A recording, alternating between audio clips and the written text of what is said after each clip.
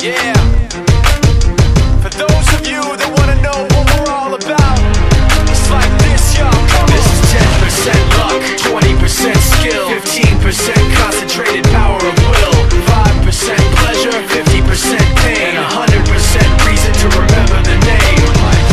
He doesn't need his name up in lights, he just wants to be heard, whether it's the beat of the mic. He feels so unlike everybody else, alone, in spite of the fact that some people still think that they know him. But fuck him, he knows the code. It's not about the salary, it's all about reality and making some noise, making a story, making sure his click stays up. That means when he puts it down, Tox picking it up. Let's go. Who the hell is he anyway? He never really talks much, never concerned with status, but still even him starstruck. Humble through opportunities given despite the fact that many misjudge him cause he makes a living from writing raps. Put it together himself, now the picture connects, never asking for someone's help or to get some